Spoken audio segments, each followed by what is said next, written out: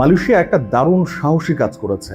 এটিকে সাহসী বলতে হবে, কারণ ফিলিস্তিনে ইসরায়েলের যে আগ্রাসন এবং তার পক্ষে বিশ্বজুড়ে যে মার্কিন ওকালতি, সেই স্রোতের বিরুদ্ধে সরাসরি দাঁড়ানো চারটিখানি কথা নয়, বিশেষত মালয়েশিয়ার মতো একটা উন্নয়নশীল দেশের জন্য, যা সব দিক বজায় রেখে চলতে হয়।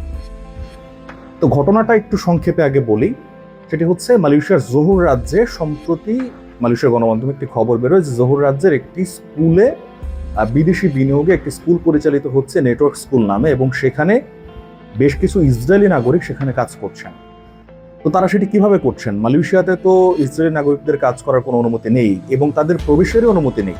তো তারা ঢুকলেন কিভাবে মালয়েশিয়াতে? তারা মূলত দ্বৈত নাগরিকত্বের সুযোগ নিয়ে মালয়েশিয়াতে ঢোকেন, এবং দ্বৈত নাগরিকত্বের ফলে তারা ইসরায়েলের নাগরিক, পাশাপাশি তারা অন্য একটি দেশের নাগরিক, সেই দেশের পাসপোর্ট ব্যবহার করে তারা মালয়েশিয়াতে ঢুকেছেন। তো এখন বিতর্ক তৈরি হয় মালয়েশিয়ার সাধারণ জনগণের মধ্যে। তারা এটি তীব্র সমালোচনা করেন এবং ব্যবস্থা নেওয়ার জন্য প্রচারণা চালান এবং আহ্বান জানান সরকারের প্রতি, এবং সরকারের গোচরে আসা মাত্রই সরকার এটির ব্যাপারে ব্যবস্থা নিতে শুরু করে। সেই স্কুলটি বন্ধ করে দেওয়া হয় এবং একই সঙ্গে মালয়েশিয়ার প্রধানমন্ত্রী ঘোষণা দেন যে এই ইসরায়েলি নাগরিকদেরকে ডিপোর্ট করা হবে, কোনোভাবেই এক মুহূর্ত তাদেরকে মালয়েশিয়া অবস্থান করার অনুমতি দেওয়া হবে না। তো এই পর্যন্ত সব ঠিকঠাক ছিল। সমস্যা হয়ে দাঁড়ায় এই ঘোষণার পর যুক্তরাষ্ট্রের যে পার্লামেন্ট রয়েছে, সেই পার্লামেন্টের 5জন এমপি মার্কিন পররাষ্ট্রমন্ত্রী মার্কো রুবিওকে একটি চিঠি লেখেন, যেখানে মালয়েশিয়ার সঙ্গে সম্পর্ক, কূটনৈতিক সম্পর্কের ক্ষেত্রে যে সহযোগিতাগুলো যুক্তরাষ্ট্র মালয়েশিয়াকে করে সেগুলো বন্ধ করে যাতে দেয়া হয়, সেই সুপারিশ জানিয়ে তারা চিঠি লেখেন মার্কিন পররাষ্ট্রমন্ত্রীকে। তো এই ব্যাপারটি কিন্তু সরাসরি মালয়েশিয়ার উপর একটি বড় ধরনের চাপ। তো এটি মালয়েশিয়া সামলাবে কিভাবে? এর উত্তরে মালয়েশিয়া যা করেছে এটিকেই সাহসী কাজ বলতে হবে।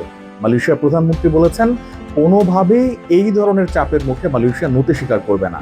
মালয়েশিয়ার ধর্মমন্ত্রী ডক্টর জুলকিফলি হাসান তো গতকাল বলেছেন যে এটি মালয়েশিয়ার সার্বভৌমত্বের উপর একটি চ্যালেঞ্জ।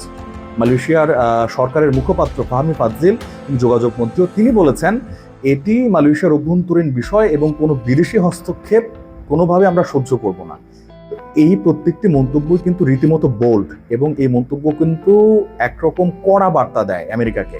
যুক্তরাষ্ট্রের মতো একটি দেশকে এই ধরনের বার্তা দেয়া কিন্তু চারটিখানি কথা নয়, এবং মালয়েশিয়া কিন্তু এই নীতি আজকেই প্রথম প্রয়োগ করছে এমন নয়। মালয়েশিয়া স্বাধীন হওয়ার পর থেকে ফিলিস্তিন এবং ইসরায়েল যে ইস্যু, সেটিকে কেন্দ্র করে মালয়েশিয়ার নীতি একই রকম ভাবে আছে অর্ধশত বছরের বেশি সময় ধরে, 52 বছর ধরে। মালয়েশিয়া স্বাধীন হওয়ার পর থেকেই ইসরায়েলের সঙ্গে কোনো সম্পর্ক রাখে না। এমনকি বিশ্বের যে কয়টা দেশ, সবচেয়ে কম যে কয়টা দেশের পাসপোর্টে লেখা থাকে যে এই পাসপোর্টটি পৃথিবীর সব দেশের জন্য বৈধ, শুধুমাত্র ইসরায়েল ব্যতীত, এর মধ্যে মালয়েশিয়া একটি দেশ।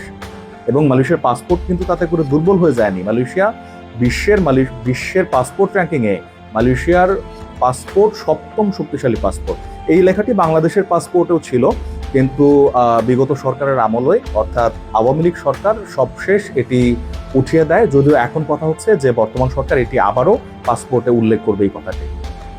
তো এত ঘটনার পেছনে মূলত একটি বার্তা থাকে যে ইসরায়েলের এই বর্বরতার বিরুদ্ধে মালয়েশিয়া যে শক্ত অবস্থান নিয়েছে, এটিকে রীতিমতো সাহসী বলতে হবে।